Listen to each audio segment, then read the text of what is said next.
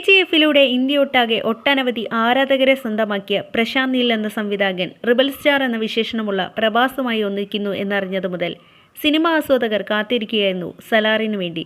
ചിത്രത്തിലെ പൃഥ്വിരാജിൻ്റെ സാന്നിധ്യം മലയാളികൾക്കും ആവേശമായി. ആരാധകരുടെ ഏറെ നാളത്തെ കാത്തിരിപ്പ് വെറുതെയായില്ലെന്ന് അടിവരയിടുകയാണ് സലാർ. പ്രശാന്ത് നീലിൻ്റെ സലാറിനെ ഒരു സ്റ്റൈലിഷ് ആക്ഷൻ ഡ്രാമയെന്ന് വിശേഷിപ്പിക്കാം. മുൻ ചിത്രങ്ങൾ പോലെ ഇത്തവണയും ആക്ഷനൊപ്പം വൈകാരിക രംഗങ്ങൾക്കും സംവിധായകൻ പ്രാധാന്യം നൽകിയിട്ടുണ്ട്. ആത്മസുഹൃത്തുക്കളായ രണ്ടുപേർ ശത്രുക്കളായ കഥയെന്ന് ഒറ്റവാചകത്തിൽ സലാറിനെ വിശേഷിപ്പിക്കാം. പക്ഷേ അതിനു മുകളിൽ കഥ പറഞ്ഞു പോകുന്നുണ്ട് ചിത്രം. വരദരാജ മന്നാർ എന്ന കഥാപാത്രമായി പൃഥ്വിരാജ് എത്തുമ്പോൾ ദേവ എന്ന സലാറായിട്ടാണ് പ്രഭാസ് വേഷമിട്ടിരിക്കുന്നത്. വരദരാജ മന്നാർ എന്ന സുൽത്താൻ്റെ അപ്രഖ്യാപിത പോരാളിയാണ് ദേവ. രാജ്യത്തെ നിയമവ്യവസ്ഥയിൽ ഉൾപ്പെടാതെ സ്വന്തം നിയമങ്ങളും വ്യവസ്ഥകളും അനുസരിച്ച് ഭരണം നടത്തുന്ന ഗ്യാൻസാർ എന്ന പ്രദേശത്തെ ചുറ്റിപ്പറ്റിയാണ് ചിത്രത്തിൻ്റെ കഥ നടക്കുന്നത്. 100ഓളം നാട്ടുരാജ്യങ്ങൾ ചേരുന്ന ഗ്യാൻസാറിൻ്റെ ഭരണത്തലവനാകാൻ സിംഹാസനത്തിലിരിക്കാൻ ആഗ്രഹിക്കുന്നവർ ഏറെയാണ്. പരസ്പരം ജീവൻ കൊടുക്കാൻ പോലും തയ്യാറാകുന്ന രണ്ട് ആത്മസുഹൃത്തുക്കൾ അധികാരം നേടാൻ പടവെട്ടുന്നവരുടെ ഇടയിലകപ്പെട്ടു പോവുകയാണ്. തുടർന്നുണ്ടാകുന്ന സംഭവ വികാസങ്ങളാണ് ആക്ഷൻ്റെയും വൈകാരിക രംഗങ്ങളുടെ പശ്ചാത്തലത്തിൽ പ്രശാന്ത് നീൽ അവതരിപ്പിച്ചിരിക്കുന്നത്.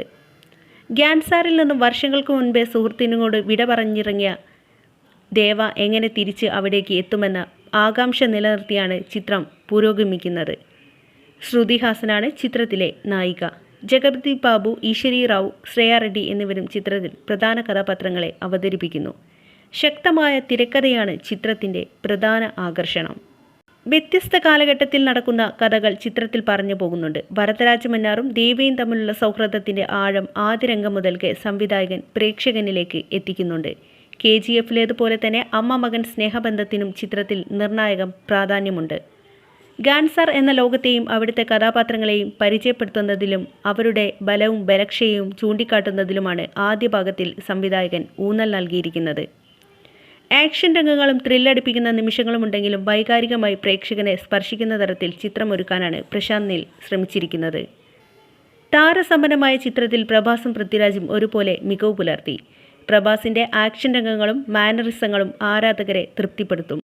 ഒരു പാൻ ഇന്ത്യൻ ചിത്രത്തിൽ പൃഥ്വിരാജിന് ലഭിച്ച വരവേൽപ്പ് ഗംഭീരമാണ്. ആക്ഷൻ രംഗങ്ങളിലും വൈകാരിക നിമിഷങ്ങളും ഒരുപോലെ താരം മികവ് പുലർത്തി.